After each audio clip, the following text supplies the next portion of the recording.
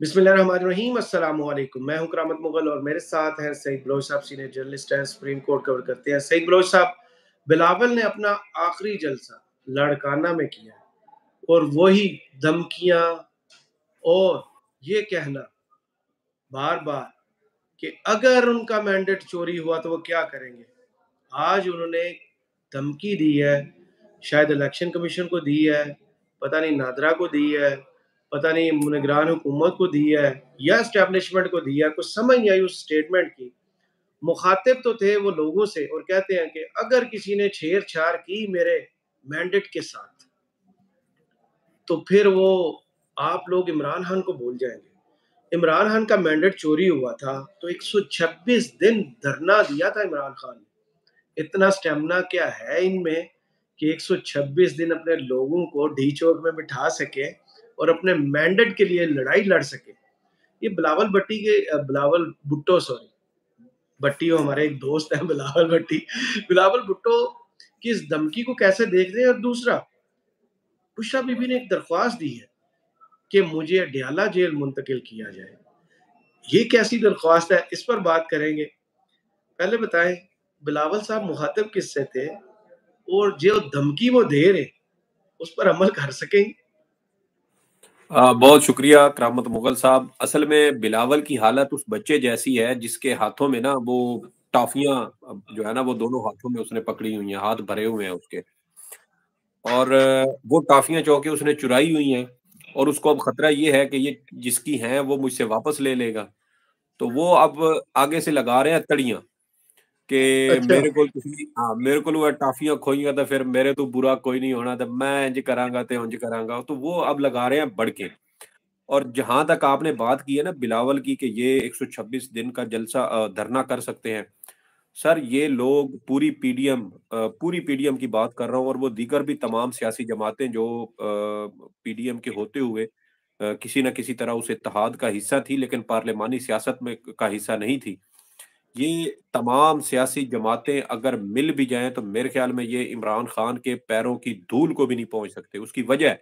उसकी वजह ये है कि इमरान खान साहब का जो आसाब हैं वो इन सब से बहुत ज्यादा मजबूत है।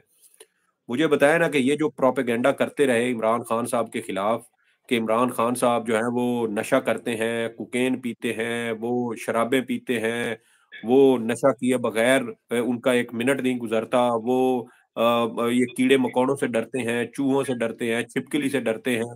और पत्नी क्या क्या जो प्रोपेगेंडा था, मनफी खबरें थी, झूठ, अफवाहें, बहतान इमरान खान के खिलाफ लगाए गए। आज देखें कि 5 अगस्त से लेके आज 6 फरवरी है, ये 7 महीने बनते हैं। 7 महीने से इमरान खान साहब जेल के अंदर हैं और 7 महीनों में मुझे बताएं कि उन्होंने कोई एक भी शिकायत की हो। ये जब इमरान खान साहब गिरफ्तार हुए थे तो उनका मेडिकल टेस्ट किया गया तो कहा गया कि इमरान खान साहब शायद नफसियाती दबाव का शिकार होंगे, इनका बीपी शूट कर जाएगा, इनका ब्लड प्रेशर नीचे आ जाएगा, इनकी शुगर बढ़ जाएगी या कोई और मसले मसाइल हो जाएंगे। लेकिन जिन्होंने इमरान खान साहब का पेशाब सूंघ के या उसको चख के नशा उनके जिस्म के अंदर वो साबित करने की कोशिश की थी, वो देखे ना, वो खुद हैरान थे कि इमरान खान साहब के तमाम वो मेडिकल टेस्ट के वो तमाम जो जुज कह लें उनको या वो जो पोर्शन होते हैं किसी भी मेडिकल टेस्ट के, वो तमाम उनके बिल्कुल नॉर्मल थे। शुगर नॉर्मल थी, हार्ट बीट नॉर्मल थी, उनका ब्लड प्रेशर नॉर्मल था और दीगर असाबी तौर पर भी वो बिल्कुल ठीक थे। किसी किस्म का डर खौफ भी उनको नहीं था। तो ये देखे ना कि ये वो सारी चीजें हैं कि जब इमरान खान साहब गिरफ्तार हुए तो वो बिल्कुल नॉर्मल रहे। और जब आसिफ जरदारी साहब हों, नवाज शरीफ साहब हों, शहबाज शरीफ हो, डॉक्टर आसिम हो, जो क्या नाम है इनका, शर्जील मेमन हो या खुर्शीद शाह हो या इस तरह के निहाल दीगर वो हाशमी हो, जितने भी जेल में गए हैं वो सारे बीमार हुए हैं। ये सर जेल वाहिद में तो दुनिया का जाके कैदी है सर पाकिस्तान की जी तारीख में, बल्कि जो सियासी कैदी है और बीमार नहीं हो। जी जी, देखें वो जेल में भी नहीं जाते थे। नैब गिरफ्तार करता था तो गिरफ्तारी के फौरी बाद उनका मेडिकल टेस्ट किया जाता था तो पता चलता था कि ये तो फलां बीमारी का भी शिकार है, ये फलां का भी शिकार है। तो जेल तक जाने की तो नौबत ही नहीं आती थी। मियाँ साहब को देख लें, वो जेली मेडिकल रिपोर्ट्स बनवा कर जनरल बाजवा और जनरल फैज की मदद से वो बैरून मुल्क भाग गए। 4 साल वो वहां बैठे रहे और अब आके वो अगर इमरान खान के साथ मुकाबला करते हैं, तो 4 साल में तो सर हर साल भी एक एक बच्चा होना, तो वो जो है वो 4 बच्चे पैदा हो जाते हैं। तो मियाँ साहब जो है वो कौन से जमाने, कौन सी जो है वो बातों की को लेकर आज बैठे हुए हैं। बिलावल साहब भी शायद इन्हीं चीजों के मुगालते में हैं। और ये किसी भी तौर पर सियासी कद काठ के हवाले से, रिजिलियंस के हवाले से, जो किसी भी सियासतदान की जो मज़ाहमती सियासत होती है उसके हवाले से, एक पॉलिटिकल विजन के हवाले से, या अपने सियासी जमात, अपने कारकुनान की फलाह व बहबूद के हवाले से, अपनी कायदाना सलाहियतों के हवाले से, किसी भी लेवल पे मुख्तलिफ आप इसके वो पैरामीटर्स बना लें, मुख्तलिफ आप इसके जो है वो खसूसियात बना लें, तो ये एक भी किसी खसूसियत पर आपको इमरान खान के मुकाबले में नज़र नहीं आते। तो इसीलिए आपको याद होगा कि 2000 गालिबन 14 या 15 में आसिफ ज़रदारी साहब ने एक जलसे के दौरान राहील शरीफ साहब को तड़ लगाई थी। उन्होंने कहा था कि आप 3 साल के लिए आते हैं, हमने सारी ज़िंदगी यहीं रहना है, हम आपकी ईंट से ईंट बजा देंगे। और ये बयान देने के बाद आसिफ ज़रदारी साहब मारे डर खौफ के 1.5 साल तक इलाज के बहाना करके अमेरिका में बैठे रहे थे। इनकी वापस आने की जुर्रत नहीं हो पाई थी, और ये यहाँ खड़े होके कहते हैं कि हम एस्टेब्लिशमेंट का मुकाबला करेंगे, हम मज़ाहमती सियासत को परवान चढ़ाएँगे। दूसरी जानिब आप देखें कि इमरान खान साहब ने ना सिर्फ अमेरिका का सामना था इमरान खान को। साइफ़र आया, ये हकीकत है, ये चीज़ें साबित हो चुकी हैं कि साइफ़र और ये हर चीज़ आई हुई है। इमरान खान अमरीकी साज़िश के खिलाफ डट के खड़ा हुआ, और इमरान खान को अपने अंदरूनी मुखालफिन का भी सामना था। इमरान खान को दीगर जो रियासती इदारे हैं, जो अमरीकी वहाँ पर इमरान खान की हुकूमत ख़त्म करने में मुलव्विस थे, इमरान खान अकेला इन सब के खिलाफ लड़ता रहा है। और आप देख लें कि जब से ख़ास तौर पर पंजाब और खैबर पख्तूनख्वा की दोनों असेंबलियाँ तहलील हुई, उस वक़्त से लेकर आज तक तमाम तर फस्तायत इमरान खान के खिलाफ, उसकी जमात के खिलाफ, उसके रहनुमाओं के खिलाफ, उसके कारकुनों के खिलाफ ढाई गई। उसके घर पर हमला किया गया, तोड़-फोड़ की गई, लूट-मार की गई, पार्टी तोड़ दी गई। उसके खिलाफ 200 के करीब या 200 से भी ज़ायद मुकदमात बनाए गए। उसको मुख्तलिफ भूंडे मुकदमात में सज़ाएँ सुनाई गईं। उसकी बीवी जो उसकी शरई तकाज़े पूरे करके जिसके साथ उसने शादी की, उस खातून को भी इन्होंने जो है उससे छीनने की कोशिश आपने वो की। जोक नहीं सुना कि तोशाखाना में सजा मिली है बुशरा बीबी को कि वो उनकी बीवी है तो 14 साल सजा है, प्राइम जी, मिनिस्टर की जी। बीवी। जी, और जी। दूसरी बिल्कुल। जगह कहा गया कि इनका निकाह ठीक नहीं, इसलिए इनको सजा दी जाती है। जी, जी। तो मैं वही कह रहा था कि आप अंदाज़ा करें कि आपने इमरान खान के खिलाफ व्हाट अ क्या कुछ कंट्री नहीं मैन। किया। आपने इमरान खान के खिलाफ क्या कुछ नहीं किया, और जिस बात पर इमरान खान साहब रिजीम चेंज के से भी पहले, जब वो अदम एतमाद जब आई थी और उसके बाद उन्होंने 6 से 7 जलसे किए थे मुल्क भर में, तो उन जलसों में उन्होंने जो बात कही थी, और फिर 27 मार्च 2022 को जो आखिरी जलसा उन्होंने किया था, उसमें जो उन्होंने बात कही थी, वो आज भी उस बात पर कायम है। वो अमेरिका के खिलाफ भी डटे हुए हैं, वो अपने उस बयानिए पर भी खड़े हैं, वो आज भी अमेरिका को रिजीम चेंज का मास्टरमाइंड कहते हैं। हर वो इल्ज़ाम जो उस वक़्त इमरान खान साहब ने लगाया था, वो आज भी उसके ऊपर कायम है। तो बिलावल साहब की क्या औकात है, आसिफ ज़रदारी की, नवाज़ शरीफ की क्या औकात है कि आपने गुजरांवाला जलसे में जनरल बाजवा और जनरल फैज़ पर इल्ज़ाम लगाया था, अगला जलसा करने की आपकी जुर्रत नहीं हुई थी। आपको जीएचक्यू से एक ब्रिगेडियर साहब का फ़ोन गया था बकौल एतजाज़ अहसन साहब, कि आपको एक ब्रिगेडियर साहब का फ़ोन गया था और आपका पेशाब खुश्क हो गया था, और आप अगले जलसे में तकरीर करने की आपकी हिम्मत नहीं हुई थी। तो ये वो सारी चीज़ें हैं करामत मुग़ल साहब, जो हमारी सियासत के ज़मीनी हक़ाइक़ हैं, जो फैक्ट्स हैं पाकिस्तान की सियासत के। तो बिलावल साहब असल में इनकी वो सिंध हुकूमत जो है ना, सिंध इनके हाथ से अब निकलता हुआ इन्हें नज़र आ रहा है।